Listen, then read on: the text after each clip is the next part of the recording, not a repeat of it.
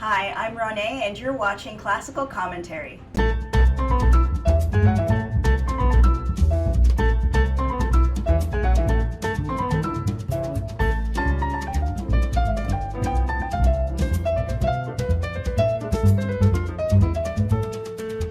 Leonid Nediak has been described as a great communicator by the press and was selected as the youngest of 30 hot Canadian classical musicians under 30 by CBC Music. He has appeared numerous times on the Canadian national news and has performed for the Lieutenant Governor of Ontario and the Consul General of China. You're watching Classical Commentary, and today we're talking with 16-year-old Canadian pianist Leonid Nediak. Leonid, thank you so much for joining us today.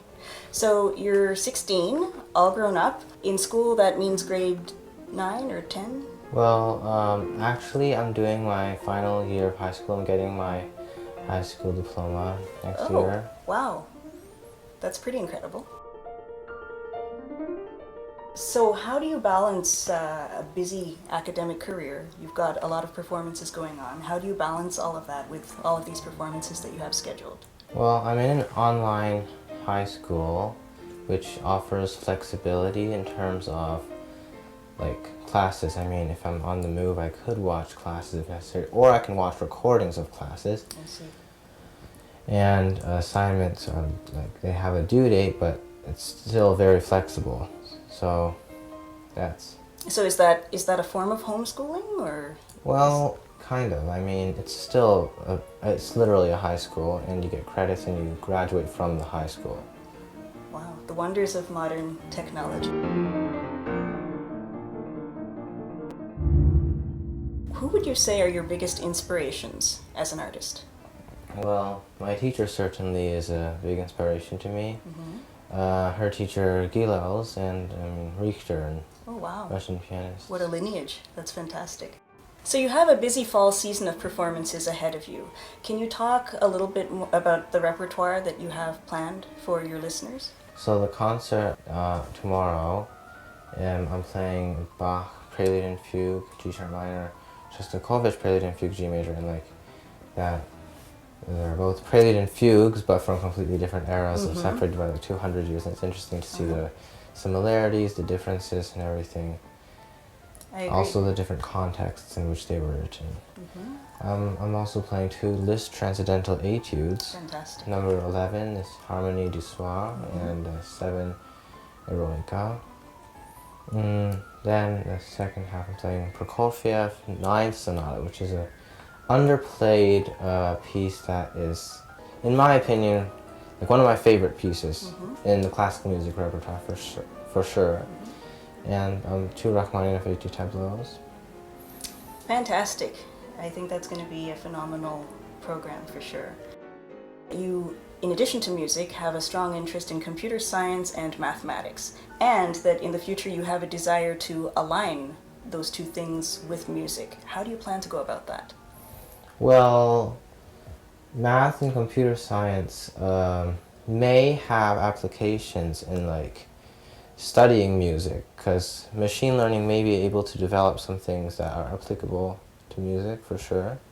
And as for mathematics, that certainly is necessary for studying the certain things pertaining to the machine learning related to music. You've embarked on a really interesting project that I admire so much. You've collaborated on an interesting project aligning visual art with performance art, specifically the artwork of Mel Grunau. How did that collaboration all come about?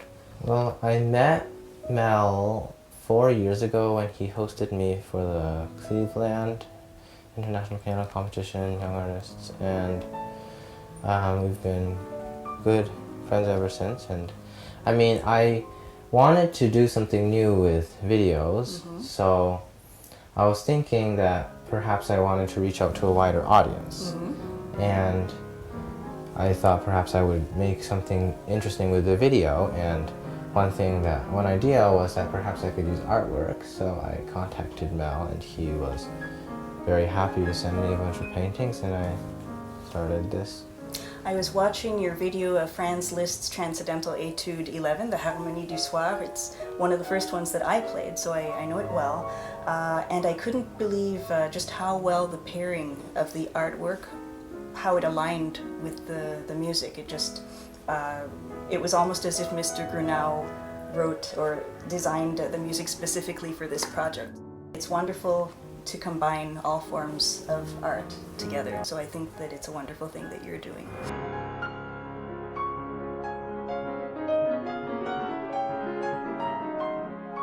You've been composing for quite a while now, right? Mm-hmm. Yeah. How old were you when you started that? Well, the first composition I wrote, I was, what was it, 6 or 7, I can't remember. Okay.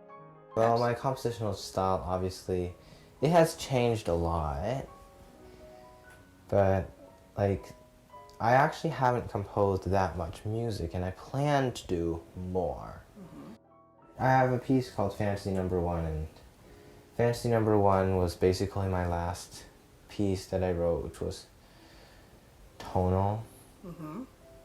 Well, it's still, after it's still tonal, but it's more dissonant, like, not, it's like classically tonal. I mean, there is an atonal part in Fantasy Number 1, but it's just, in general, there are like strictly tonal parts, like very. But then there's, the pieces I wrote after that generally have a much more dissonant harmony, so. Interesting. And would you say that you were influenced a little bit by Prokofiev or other of his contemporaries? Definitely. Like, Prokofiev was a major inspiration to some of my composition, for sure. Okay, well, I'd love to hear some of your compositions. Generally speaking, who chooses your repertoire? Is it you? Is it your teacher? Is it a bit of both? Well, generally, it's a bit of both, because, like, she can recommend pieces to me, and we discuss which pieces I should play, and I can say I want to play this piece, and we can discuss whether it's suitable or not. So a bit of both. So we actually have something in common. I'm also a very big fan of Prokofiev and Prokofiev's music. I think anybody undertaking Prokofiev, in my opinion, probably puts a lot of thought into playing the repertoire, whether it's a major work or whether it's one of his smaller works. You are playing Sonata Number 9, which comes after the 3 war sonatas, which are full of angst and really aptly describe the atrocities of World War II. So Number 9 kind of comes as a breath of fresh air after all of that. What was the thought process?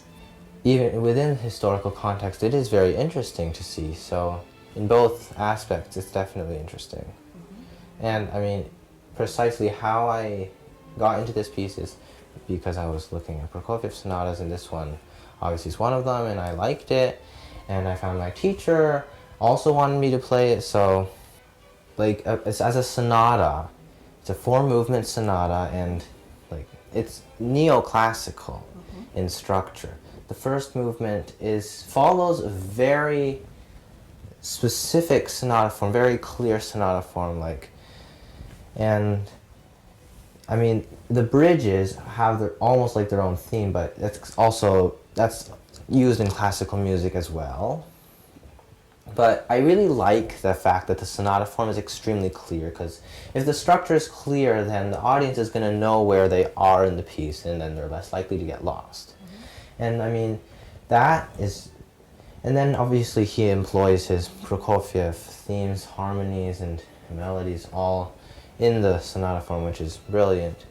The second movement is, well, it's not like the standard second movement for a classical sonata, clearly.